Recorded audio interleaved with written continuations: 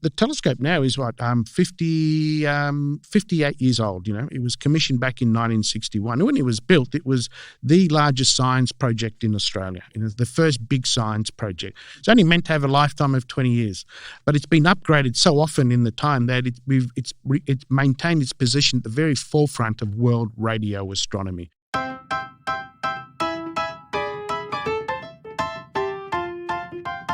Welcome to another episode of This Catholic Life. Conversations about life's ups and downs, big and small, how we deal with every situation imaginable, whatever life throws at us, but still manage to be sensible, practical, and joyful.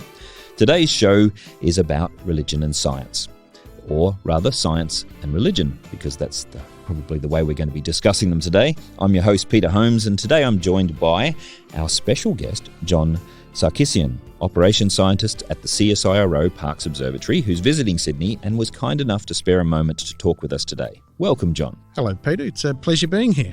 Thank you. I came across John because one of my good friends, Bishop Umbers, was visiting your observatory, and he sent me a message almost immediately afterwards to say, here's a copy of this man's card, call him and get him on the podcast. So he was very impressed, obviously. What did you do with him out there that made him so impressed? We just had a cup of coffee in the Dish Cafe there. He was visiting with Bishop Columba. Oh, yes. And I saw them in the cafe. I know Bishop Columba pretty well. And so we just had a coffee together and had a very long conversation and so on.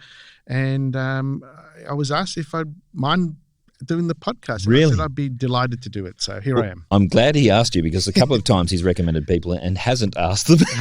And I've contacted them out of the blue and they've gone, what? Who are you? Who are this widow stalker? Before we get started, we should remind our listeners, if you like the show, please subscribe on your favourite podcast app so you don't miss an episode. Okay, let's get into today's topic. Firstly, you're here as a scientist, so we should say quite clearly, you're not here on behalf of the CSIRO. So can you explain the... That's right. I work at the CSIRO and at the Parkes Observatory there. But, what I'll be talking about is my own personal experiences and my own beliefs so it's in no way, an official CSIRO policy or anything that I'll be discussing, but just faith in general. So my faith in general. Well, to be honest, when I was looking up information on you, John, yes, I do. I'm a little bit of a stalker in some respects. But when I was looking up information, the Parkes Observatory was a very interesting website, but I had much more fun on your personal website looking at your research. So hopefully we get to talk about that a bit. And with your permission, we'll throw that website link in our podcast notes. That's fine. Yeah. Excellent. I'll update it. That'll give you motivation to update it. Excellent. You're observing in lots of different areas. And before we get into the actual science, what got you into this kind of science? Well, I've always wanted to do astronomy. I grew up in the era of the Apollo astronauts traveling to the moon. So it's kind of inspiring. It was, and I think most people of my vintage, were inspired by those events. I was 6 years old when Neil Armstrong walked on the moon, and I remember sitting cross-legged on the cold wooden floor of the school assembly room in Sydney, watching the live pictures coming in from the moon of the astronauts cavorting around on the moon, and it's burnt into my memory. And then a few months later, they actually drove past my house on their trip around the world, their victory tour, if you like, there, and again that printed itself on my memory. And I grew up in school, where we were doing school projects about space, travel to the moon and so on. I think it just became inevitable that I'd be fascinated by it, and I ended up doing a school project in Year 5, and that really got me going. So since the age of 10, that's all I've ever wanted to do, to do astronomy in general. And it looks like, you're in the perfect job for it, in the perfect place. Well, it is. In Year 9, again, just to go back to the school, on the cover of my mathematics textbook was a painting of the Parkes radio telescope. And I remember sitting there in class while the teachers on the blackboard trying to teach us how to solve quadratic equations and so on, just staring at the painting and dreaming of working there one day. Right. And here I am now, almost trying to do quadratic equations. And it's just, I often, I look out my window from my office and I see the dish looming outside, and I have often to pinch think yourself, back really, to that time and think, here I am, the daydreams do come true. Absolutely. Yeah, the question I have to ask now, this is getting a bit controversial, but all this stuff they told us was essential to learn in school. Now, I did year 12 all the way through to math, and I did engineering first year, so I used a lot of math.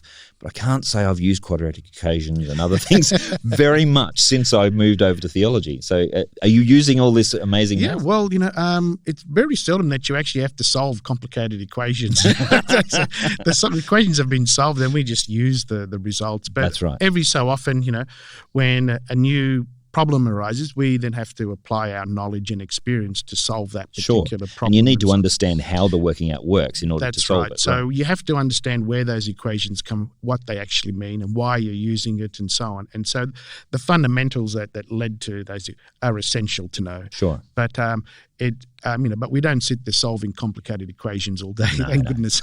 Well, I used to joke about the fact that nobody uses this stuff, but when I was looking at equations on stress tests on bridges, yes, and how a bridge was held up by the different steel things, you think people might not need the math every day, but they rely on it every day because they cross a bridge or they drive on a road or anything like that. And clearly, we're looking at things that are quite a lot further away than roads and bridges when we're doing this kind of tracking. So, your main work seems to be observing and tracking things and working out clever ways to observe and track things. Is that a fair? That's right. As an operations scientist, my main role is to look after the science operations of the telescope, make sure that the telescope's working, that the astronomers know how that are observing know how to use it, that the software works, that everything's functioning correctly. So when the astronomers use it, they get the best possible data. Right. So other people show up looking for the data, and you're the person in charge of making sure they get it. Essentially, yes. We train nowadays. Astronomers log in over the internet. In the past, they actually had to come to the telescope. So there's not as many visitors these days. No, it's not as much fun as it used to be. But nonetheless, someone could be. We have to train them so they know how to use it, and then we keep an eye on them to make sure that everything is working. Because it's an iconic facility, it's a world-class facility, one of the leading instruments of its kind in the world. We do our utmost to make sure that the people that use it get the best possible data from the time that they've been allocated. So let's step back a bit. We're kind of assuming people know what we're talking about here. The Parkes Observatory is literally the biggest thing that we're most aware of is the dish itself, the huge observatory dish which picks up waves coming from all over the place, and we're going to talk about that more in a second. Probably most famous for the layman, at least, for the movie The Dish, and I hear that you were a consultant for that movie. Yeah, the Parkes telescope is what we refer to as a radio telescope. It's essentially just a glorified radio antenna. And the reason it's shaped as a dish and is as large as it is because it produces a very narrow beam, radio beam on the sky, so we can detect the energy coming from the radio emissions from the stars from those very precise positions on the sky. So you really have to be pointing directly at what you're looking at. That's right, yeah. And because of its size, it's very sensitive. Right. And so as a result, because we use it to study the radio emissions of the stars, we refer to it as a radio telescope. Right. But whenever you say telescope, the first thing everybody imagines is something you look through. Yes, where's the eye hole? And often we have to, when we get there, it's the second most common question we get asked, is what do you see with it? The answer is nothing. We just detect the radio energy coming from very specific points. And so a huge part of that is then learning how to interpret those waves. Exactly, yes. So we have to collect those radio waves, amplify them, put it into a form that can be studied by the astronomers and analysed, and they get the information that they're after. Now, clearly someone thinks that's useful, both from a government perspective and a commercial perspective, because you're given some money to do this. The telescope now is 58 years old. It was commissioned back in 1961. When it was built, it was the largest science project in Australia. Wow. It was the first big science project. It's only meant to have a lifetime of 20 years, but it's been upgraded so often in the time that it's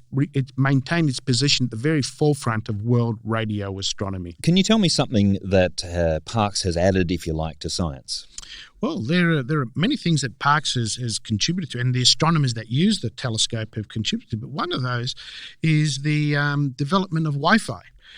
So hang on, you're telling me Aussies, or at least scientists in Australia, invented Wi-Fi? Exactly. Well, they didn't invent. They made the Wi-Fi work. Because other engineers around there were spending billions of dollars trying to get Wi-Fi to work, and they weren't succeeding. But astronomers in Australia, what they wanted to do was look for the radio signals bouncing off black holes, the Hawking radiation, where the signals are all confused and tangled. Sure. So they developed an algorithm with a chip that would allow them, when they were doing their observation, disentangle all that, right, and try and detect to make some sense That's of it. right. So they were using the Parkes telescope and other telescopes within Australia and elsewhere.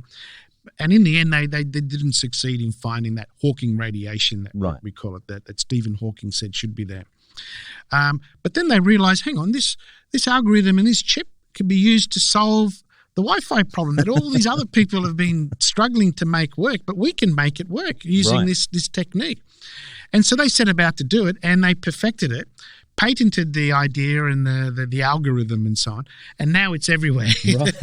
And one of the great ironies is that one of the places you can't use Wi-Fi is at Parkes. Is at Parkes. because it interferes with the signals we're trying to detect from the stars, and overwhelms the really feeble, weak signals that we're trying to get. But it's a great example of how people, when they go out to try and understand the universe, they come up with techniques and theories and technologies to do that, which then have applications elsewhere. Right. That's fantastic. Einstein came up with his theory of general relativity because he wanted to understand how gravity works. Right. Okay? And then people then took that, and now we have GPS. Right. And other devices that are just ubiquitous. So Wi-Fi, GPS, and everything. In fact, it's beautiful. The two are together on your phone. On the one, and you can't use either at Parkes. And you're probably even listening to this podcast on your phone too. Indeed. And so it's a great example of how science can enhance our quality of life and so on. Now, someone was telling me that the famous scene in The Dish where they're playing cricket on the dish, not recommended by scientists, No. but that scene wouldn't have been possible at the time they set the movie because they hadn't actually put the ceramic plating in. Is that right? That's right, yes, because when the dish was built, the entire surface was made up of steel wire mesh panels, like chicken wire, if you like. And would have been a dangerous game of cricket. No. So there wasn't really anything to stand on, But beginning in 1970, partly from the funding we received from the Apollo missions, we've been progressively replacing the inner 55 metres with perforated aluminium panels. Right. And the most recent upgrade was in 2003 when we extended the panelling to 55 metres. Right. The dish is 64 metres in diameter. Okay. And that's made the telescope more sensitive to the high frequencies. But when they made the film 20 years ago, in 1999, we couldn't put it all back again as it was originally. So they were playing. There was the panels there, the aluminium, which they could stand on. And the reason they had that in the film was to give the dish scale, because in the film they say it's a big dish. So if you've never actually been there, you don't know, how big is big. And so they thought, well, we'll have someone stand on it, which is boring. Yeah. And they said, well, we'll get them to do something. And the producers had the brilliant idea, well, we'll have them play cricket, something iconic.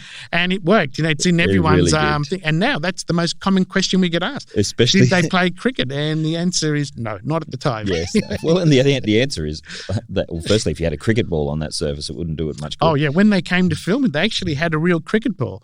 And we promptly took that off and gave him a little Smurf ball to play with instead.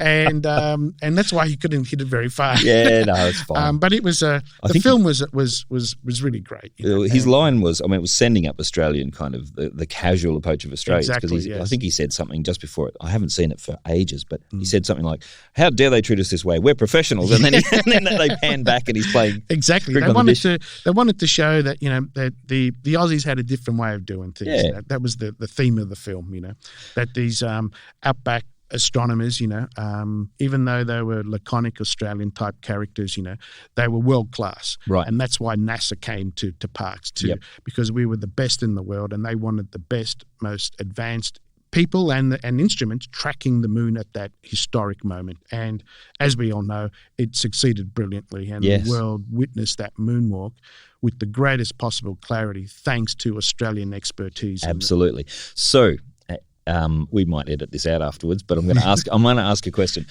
There's a couple of friends I have in the US who jokingly poke fun at us, and not just us, but about the whole world, and they say the whole Apollo thing was faked. As someone who knows how these waves are received and all that sort of thing, what's your response to someone who says, "Oh, the whole thing was faked, it was filmed"? And so, you guys have got the records there of all the... Exactly. The CSIRO was never part of NASA. We're an independent organisation. Right. So there's no way we could have been part of some conspiracy. Excellent. During the Apollo missions, 400,000 people worked on the Apollo missions. Do you think you That's can a lot of people to pay off, isn't it? Do you think you can keep 400,000 people quiet over all those years? I mean, if the US president can't keep his telephone conversations secret, you think they'll be able to keep that? Yeah. It's not going to happen. We actually tracked the spacecraft all the way to the moon. Right. Into lunar orbit, onto the lunar surface, and then back again.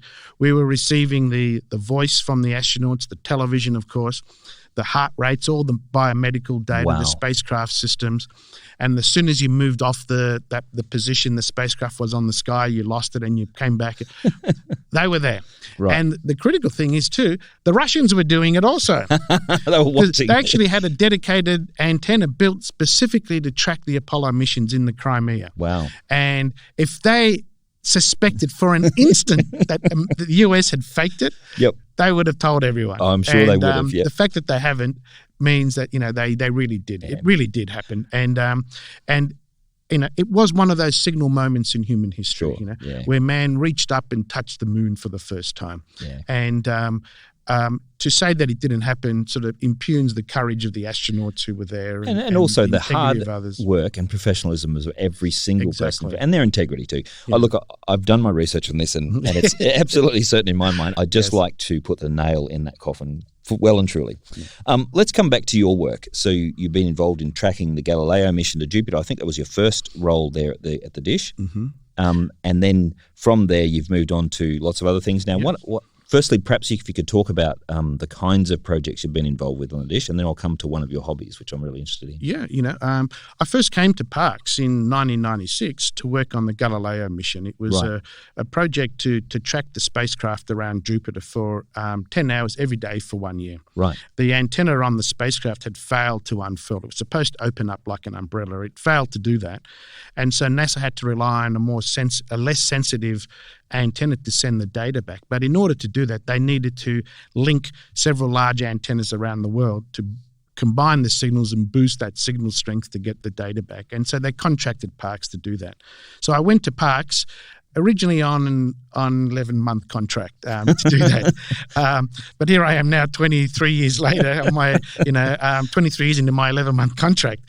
And I was the reason for it is because partway through that initial contract, the one of the people that had my job resigned. He wanted to go overseas and travel. And so I was asked to do his work. And at the end of the contract, I was just appointed to do that. So I was very, very fortunate there. And Lovely. It's been absolutely fantastic. But since then, I've been involved in various pulsar projects with others, visiting astronomers and so on, and that's been extremely exciting. Okay. Can I pull this out a little bit? So you talked about radio waves, and that was particularly the case around the Apollo missions, etc. Yeah. But you're talking about pulsars there and grav waves and all kinds of things. Yes, what are the different things you're measuring there? The telescope said it's a radio, so we detect the radio emissions from the stars. Everything gives off radiation at different frequencies. There are many things in space, such as hydrogen gas, for example, which is 75% of the universe. It gives off radiation predominantly in the microwaves at 21 centimeter wavelength, and that's what the telescope is designed to detect. Radio waves of around that wavelength or so. And one of the major areas of research at the telescope is the study of pulsars. Pulsars are the very compact, dense remains of massive stars that have exploded. Okay, so they've exploded and what's left? That's right. The core of the star may have started off maybe 500,000 kilometres in diameter, but at the end of its life cycle, it actually collapses on itself and down to only about 10 or 20 kilometres. So if we're talking about scales here, how you went from a big scale there, how big is that compared to our sun?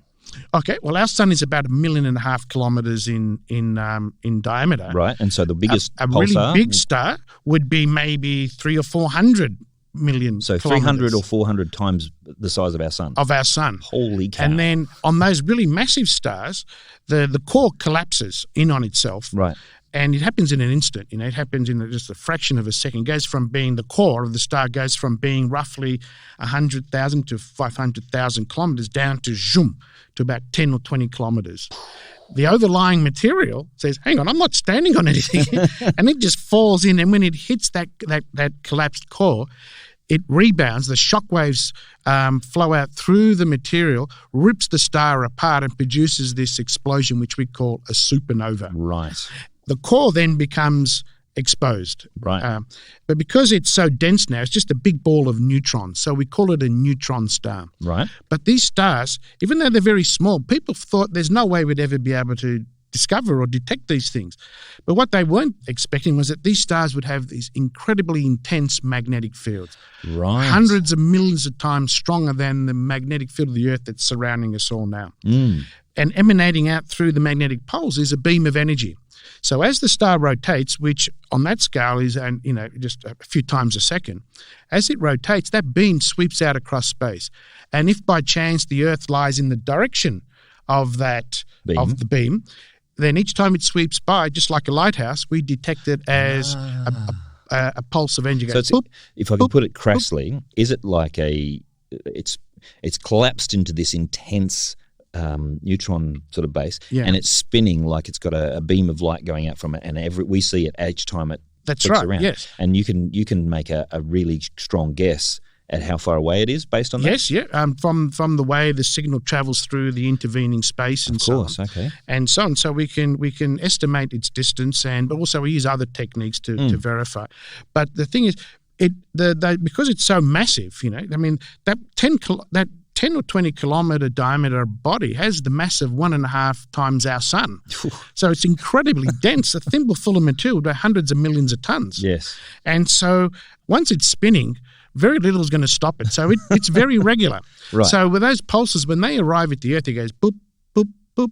You can treat those pulses like ticks on a very, very accurate clock. This is where on your website you're saying you can actually measure that against Earth clocks to see how regular Earth clocks are. Exactly. So we can use it. It's called the pulsar time standard. So we observe many pulsars across the sky. I've heard that phrase used so many times. I had no idea what it meant. So there you go. Yeah, so one of the projects that we're involved in is to provide that, to come up with a new pulsar time standard, which could be potentially more accurate than the very best clocks that we have on the Earth at the moment.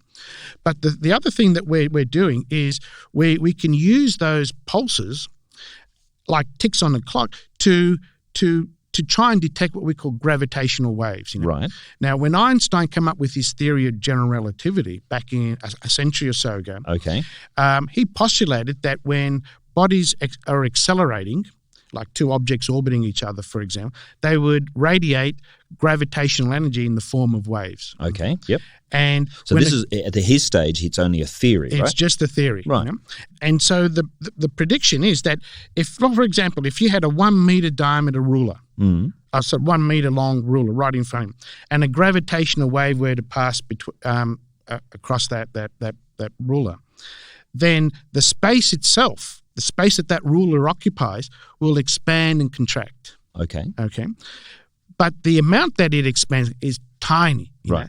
The ratio of its expanded to its contracted lengths is 10 to the minus 20. It's tiny it's called fraction. It's tiny. So in other words, on a 1 meter scale, the amount that it would expand and contract would be 1/10,000th the diameter of a proton, which is a little hard to measure. It's difficult to measure, okay? However, so I'm guessing that over vast distances exactly. It becomes so if you had, measure. say, a ruler that wasn't 1 meter long, but say 10,000 light years long, say between here to a pulsar, then as the gravitational wave passed between us and the pulsar, the space would expand and contract by about half a meter. Okay. Which is measurable. Yeah. In nanoseconds. It would take a beam of light a nanosecond or so to travel that distance. And so what we aim to do is, so if the gravitational wave passed and the space expanded, the time that the pulses arrive would be delayed slightly because they have slightly longer to travel to get to us. Are you saying then that, this is the theory I've heard, but you're saying you can demonstrate that light is affected by gravity? That's right, yes. Okay. And so... and now I sound like a dunce because some scientist has already proved this many years ago, haven't they? Yes. When Einstein's theory was first tested by Arthur Eddington. Yes. He observed the light from the star during the eclipse as he passed by the edge of the sun and found that it had shifted slightly. Passed by the edge of the moon. Of the sun. Of the eclipsed sun. The moon was in the way to block the light so that you could see the stars. But he found that the stars that are very close to the edge of the sun were shifted slightly in the direction they were travelling by the amount that Einstein had calculated they should. And that was what made him world famous. Right. But with our project, no one had actually detected the gravitational waves, the gravitational energy traversing out, radiating out from these things. And so what we were aimed to do was to time the pulses from pulsars so that when the space expanded, the pulses would arrive slightly delayed because they'd have slightly longer to travel. When the space contracted, they'd arrive slightly ahead of schedule because they have slightly less distance to travel. Which kind of messes up your clock, doesn't it? Well, actually, we can check it. What we do for an individual pulsar, it's difficult to tell. Is the clock right or is the pulsar doing this thing? Yes, fair enough. But what we do is we observe lots of pulsars across the sky and compare each of those against all the others. Right. And so that if it is a clock problem, then they should all be shifted by the same amount. But if it's a gravitational wave, then it should only be in the particular direction the wave is traveling. Because that light's traveling through a unique set of circumstances. That's right, in the direction. Yeah. So it has a very unique signature. The way the pulses, the timing of the pulses will arrive has a very unique signature, which we can measure, but we need to observe over a long time to do it. So if I'm sitting at home listening to this and I think, well, this is all very nice for scientists, what can we do with this? Like, apart from the clock setting, which most of us are happy with down to a couple of seconds. Yes. So we're not quite as particular about that. Now, there's obviously very good reasons to know precise time, but how would this affect? Well, what can we currently gain from this science in terms of what technology we have, and what are the potential future outcomes? That's a very good question. I mean, first and foremost, we do it because we want to understand the universe. How does the universe operate? Sure. How does gravity work, and so on. But once we have that, people are ingenious. They say, "Hang on, I can use this for something," and one of those things is GPS. Right. In fact, if you don't take into account if you don't use general relativity to map things, to map the Earth and the satellites, the GPS satellite, you would not be able to get the positioning to work accurately. So some people who are using GPS on their phones pretty much every day these days. Exactly. I mean, everyone uses it now. It's become ubiquitous. Right. We just take it for granted now that that this works. But hang on, there was a lot of thought that went into it. But when they started, Einstein, he wasn't thinking, I want to make a system that's going to help us find positions on the Earth's surface accurately. To help me find the meeting that I have to get to. That's right. And so wasn't his aim. His aim was to try and understand the universe. Right. How does it operate? And then, but once that was achieved, he came up with this really robust theory. People were able to apply that to various other things, and one of those is like GPS, for example. Okay. And that's been I found my way here today using the GPS. Of course. It tells me exactly where I am and so on, and it's very, very easy. And so that's an example of the of how pure knowledge that's derived just because of the desire to understand the universe. And then some clever bunny comes along and goes, hey, if we know this, we can do that. Exactly. And what we aim to do is trying to see how accurate general relativity is. What point will it break down? Okay. We've done all sorts of observations in trying to verify it. That gravitational wave detection is just one. Yep. Another discovery we made about 16 years ago was when we found two pulsars orbiting about each other.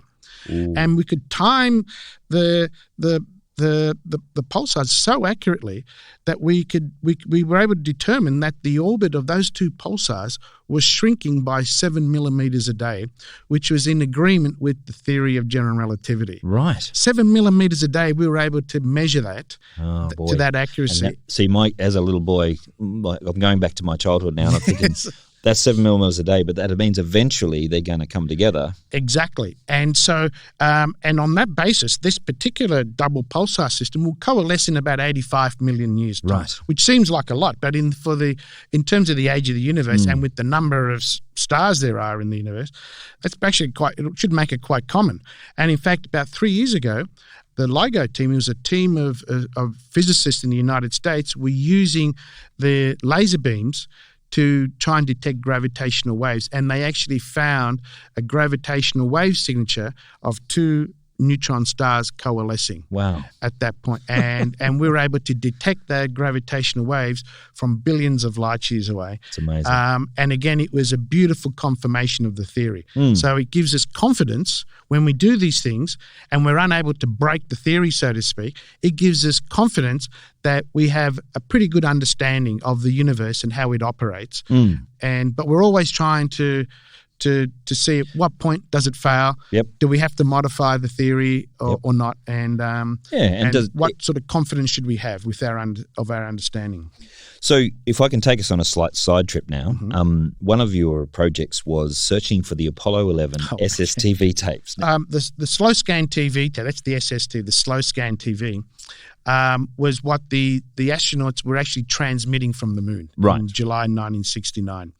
Because the lunar module was severely power and bandwidth restricted, they couldn't transmit commercial quality television. Sure. Okay. So the engineers built what's called a slow scan TV camera. Slow scan was just a black and white image at just 10 frames a second and 320 lines per frame, scan lines per frame. Ooh. Commercial television in the US was NTSC. It was color, and it was 30 frames a second at 525 lines per frame, and they were interlaced. So you had odd-numbered and then even-numbered lines to make up each frame. So it was very complicated. So they instead used slow scan TV because it meant they only needed to transmit about 70% of the data, so they could get it all. But it implies, the fact that you're looking for it implies that's somewhere to be found. Missing. Exactly. So on the Earth, when that the signals were received, the way they converted for public consumption, so people at home could see it, was they just displayed that image on a small black and white TV screen, pointed a video camera at that, and that's what the world saw, and what was recorded everywhere. Right. Okay. But of course, you can imagine if your settings aren't quite right and the transmission, you lose image quality in the transmission, the end result is not quite as good as what was originally transmitted. So I thought, soon after I started at Park, I said, well, why don't we just go looking for those tapes? Because when the signals were received, they were recorded onto magnetic data tapes as backup in case all the relays failed. But they were all the raw data was recorded and then put in storage in the US National Archives. Nobody knows where. And so I said, well, let's just go find it and we'll replay it and we'll recover the original slow scan TV. And then with modern techniques, we can even enhance it further if we want and show the world the true quality of what was transmitted from the moon. But try as I might, I couldn't find these tapes. No one seemed to know where they were. And in the course of the search, I was joined by colleagues. One was a friend in Sydney, Colin McKellar, an Anglican minister, and other colleagues in the US. So we ended up forming a team of 5 in an informal search. And we eventually discovered that all the tapes were put into the National Archives in the US.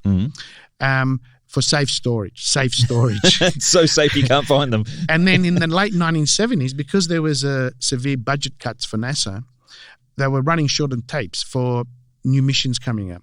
Somebody remembered there were about 250,000 tapes in the National Archives that no one seemed to be using. So they said, hey, that's great. So they pulled them all, degaussed and erased them all and reused them. And so we were devastated. We said, "Oh my goodness!" There was no indication that they treated the Apollo 11 recordings any differently. So we had to come to the sad conclusion that, in all likelihood, they were erased and lost forever. Wow! So we then convinced NASA to take the best of the scan converted stuff, the stuff that was scan converted and recorded elsewhere, that we found during the search, take the best parts of those, put it all together as a single video and then restore it. Right. Which they agreed to do. It cost about $250,000. But Wow. at that point, I don't think they were interested in the cost. They needed a fig leaf to cover their embarrassment, I think. Yes. And so we released that in 2009 as part of the 40th anniversary of the Apollo 11 mission. However, at Parkes, and only at Parkes, because Parkes was the main receiving antenna for the TV of the moon, Milk, engineers had modified an existing Ampex video recorder to record the slow scan TV direct from the telescope. So there's a recording there. So there is a secondary recording of the slow scan TV, and that's what we're still looking for. We haven't discovered the fate of that. There's no indication that it was erased or whatever. So we're hoping it's somewhere. Right. And we're still searching for that. We Okay. do have a few leads. So who knows, maybe in a year or two, hopefully, fingers Come back with crossed, some good news. we'll have good news. Now, you mentioned there an Anglican minister was involved in this search, and we've talked about the bishops being very interested in your, and that you have a friendship with Bishop Colombo. Yeah. You're a man of faith yourself, though, aren't you? I am, yes, yeah. So what was your faith? Well, I'm Armenian Apostolic, All right. and but I was educated with the Maris brothers, the Lovely. Sisters of Mercy, from year 1971, and then from there at St. Joseph's Primary School at Rosebery, I went to Maris Brothers Daceyville, and then from there to Maris Brothers at Pagewood, where I graduated. And this is a common theme I'm finding amongst scientists as I fulfill my boyhood fantasies and catch up with all these really cool sciences. There is sometimes a false idea put out there that faith and science don't mix, that you either believe in stuff or you go to science. Now, what would your response to that be? Well, as you said, people have this misconception that there's a conflict between science and faith, which to me is a nonsense. The science, actually, the science that we use, the scientific method, and the people that established the scientific method were men of deep faith. Yes, they were. It actually modern science actually came out of very deeply Christian religious men who wanted to understand the God's creation, because they thought this is something that God created, and therefore it is something that's noble to study, to understand. Because what God makes is wonderful and good, and therefore... Exactly. Yeah. And so that was their motivation. They wanted to understand God's creation. And so they began to study. They borrowed ideas from the Greeks, the mathematics, the geometry and some, and the philosophies and some, from the Greeks and other civilizations, and then built on it. Yep. But their main motivation was to understand God's creation. And in some respects, science can describe creation, but that doesn't answer the question why. So, for example, we can look at the most amazing stuff and observe stars and all kinds of different behavior of things in the universe, like light and gravity, and we can look at the smallest things, like the embryo growing in the womb or something like that. And we can describe the progress of these things and the habits, and as you said, the predictability of the spinning of the neutron, etc. That's right. But we can't say why it's there. Exactly. The science is the study of the physical universe, the things that we can perceive through our senses, And we can measure. And we can measure and observe directly, through our senses and so on. That's what science deals with. Faith and religion deals with the spiritual universe, the spiritual aspects, For example, if I had a stone in my hand and I release it, what would happen? Well, it would probably fall in this studio. studio. Okay, it will drop. Yep. And so science says we'll try and understand how it will drop, at what rate and so on, because we can study that. Our experience says it will drop, And it's a repeatable experiment. Exactly. And if I was to take a stone and instead of dropping it, whack it down on your head and kill you, I would say, oh, that's wrong. That's not good.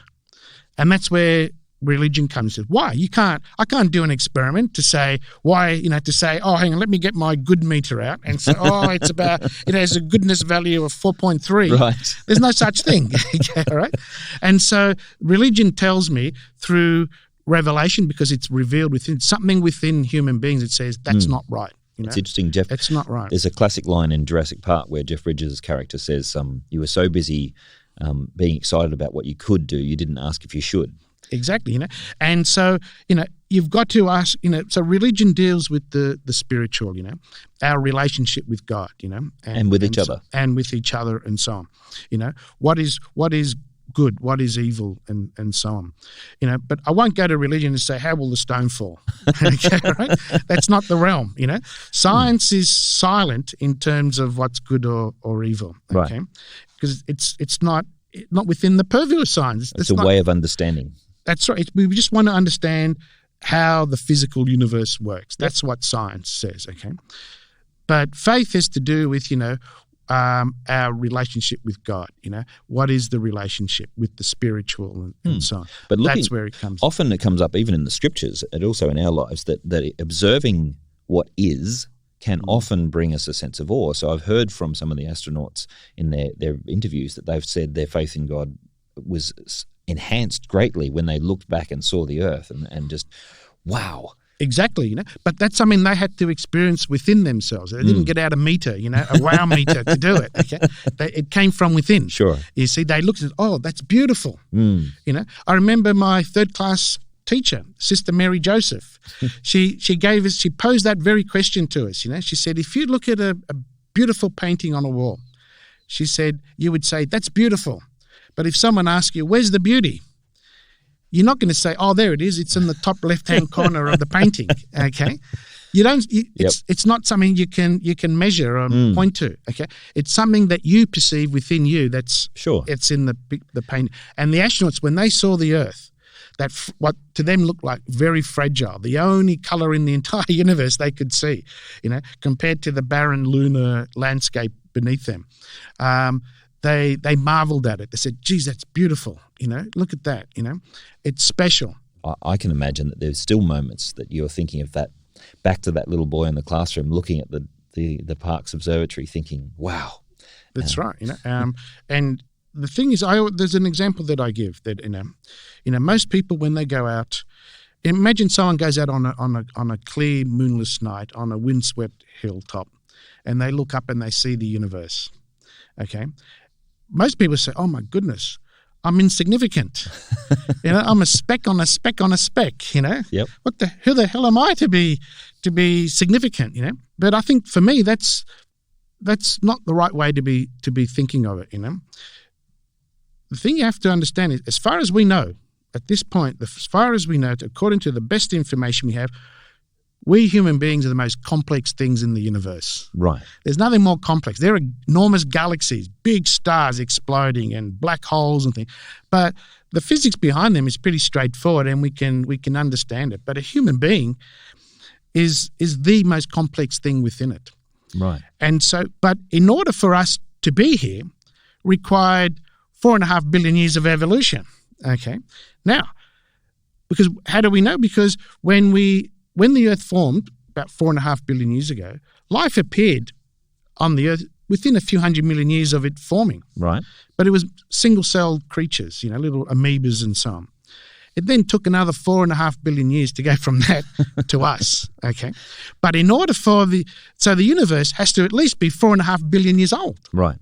For that to happen, which means the universe has to be at least 4.5 billion light years in size, in radius. Okay. At least. And then before then, of course, all the heavy elements that we're made of, like carbon, the oxygen that we breathe, the gold we dig up, had to be synthesized inside stars, which required many more generations of other stars to exist before. Right. For that material to be synthesized within the star, explode, be scattered through the galaxy and the universe, seed. And then gathered in this miraculous way. And then do it again many, many times. So let's say, how long would that have taken? Maybe another 5 billion years. So the universe has to be at least 10 billion years old, or 10 roughly. Billion. 10 billion years old, which means it has to be at least that large in radius. From side to side. Exactly, because the further away something is, the longer it takes for the light to reach us. Okay, so it's pretty amazing that all of these things, and we could go through this chain. We don't have time today, but in terms we go through all of that chain for all of these things to happen, that they've coalesced into a life, not just a life form, but a space that is so stable and regular for that lifetime form to exist. To be an accident, that's an extraordinary Well, you know, put it this way: if it was an accident, you know, then if it wasn't an accident and it didn't happen, we wouldn't be here saying what a great thing it was. Yeah? But the point I was trying to make is that the size of the universe has to be that big, right, for us to be here. Right. Okay. And so rather than the size of the universe being something that makes you feel insignificant, should be something that shows you your worth, you know? Yes. It had to be that. How much effort in terms of intelligence and design and incredible patience is involved. You know, that's not a new thought. No. People have been thinking this for thousands. In fact, Psalm 8. Yes. How does Psalm 8 start? It says, when I consider thy heavens, the work of thy fingers, the moon and the stars which you have put in place, what is man that thou art mindful of him? Yeah. That's exactly that thought. People go up and they see the stars and they go, oh my goodness, look at that immensity. And here we are. But all of that, what you're saying is that all of that was necessary for this plan to come to being. Well, for us to be here, it had to be. And so, if I can take you to Psalm 19, it says, the heavens declare the glory of God, and the firmament, such as the dome of heaven, proclaim his handiwork. Day after day they pour forth speech, night after night knowledge. And basically, you can see the amazing thing. Exactly. So if I can put you to this, ending up on the faith sort of theme today, there are those who like to insist, no, you must believe the world is made in 7 days, or if you follow this evolutionary theory, it's irreverent and it dispenses with the idea of God. But the way you've just described a Christian, a faith-based understanding of that God creating us through these means seems to be much more filled with wonder and awe at the sheer scope and size of this kind of bringing us together. And it also has much more dignifying of us as a species to say, if that was all for this to happen, wow. Well, as I said, you know, the reason why the science that we do today, the way it originated was because these brilliant men wanted to understand God's creation. So they said, this is how we're going to learn about it, you know, discover the truth about the physical universe.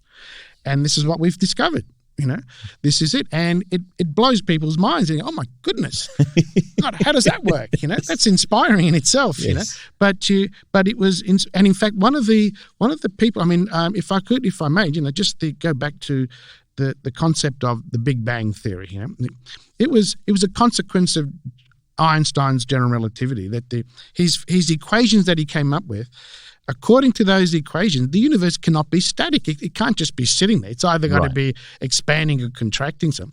But a really brilliant physicist of a century ago, a Belgian priest, Georges Lemaitre, took those equations and concluded that the universe cannot be static. It has to be expanding. Right. So he went through the literature, found astronomers who had measured the velocity of galaxies and their distances and put it together and found that it was expanding.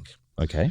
And then Hubble, a couple of years later, found exactly the same thing. But Hubble was a lot more bigger self-promoter, so everyone heard of him. Yes, everyone heard of him. Okay. And so, but they had discovered that the universe was expanding. Now, if you rewind that movie, if you imagine something's expanding, you rewind it, then it must go all the way back. It's got to come back to a point, doesn't it? Yeah, it must come back to a point. And so how far back do you have to go? Well, we now know from measuring the rate of expansion and so on that the universe was created about 13.5 billion years ago, right, give or take. When that was first proposed, Pope Pius in the 1930s said, oh, this is brilliant. It implies a creation, and so on. And he wanted to incorporate it into Catholic theology. And Georges Lemaitre said, no, don't do that. Don't do that. Because in science, nothing is ever settled. Right. Because it's an observation. It's not it's an observation. We could find something that could contradict it tomorrow or show that it maybe not quite as what we thought. It's more to it or whatever. Don't do that. Because he said the church had a terrible time extricating itself from the geocentric theory earlier, because everyone in the past had told the church the earth is the center of the universe. Everything revolves around the earth in perfect circle. We made the mistake of taking a particular form of science and making it part of our doctrine. They brought it into the theology and the dogma of the church, and so and then they had a terrible time extricating themselves. And he said, don't make the same mistake, okay?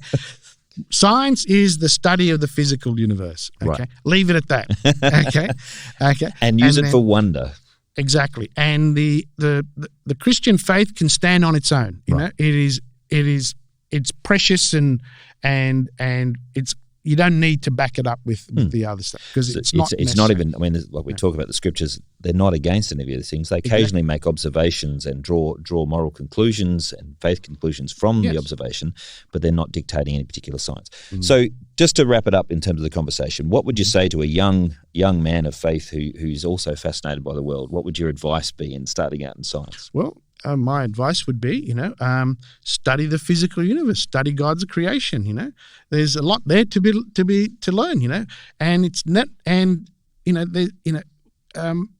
there's more there than we could that we understand that there is now. Right. So there's lots more to discover. There's lots more to discover, and if you're motivated by the desire to understand God's creation, study science, but keep that in mind, that it's the physical universe you're doing. Right. There's no conflict between science and faith, because they're one deals with the physical unit, the other's the spiritual. Except where religion tries to make scientific declarations and science tries to make religious declarations. Exactly.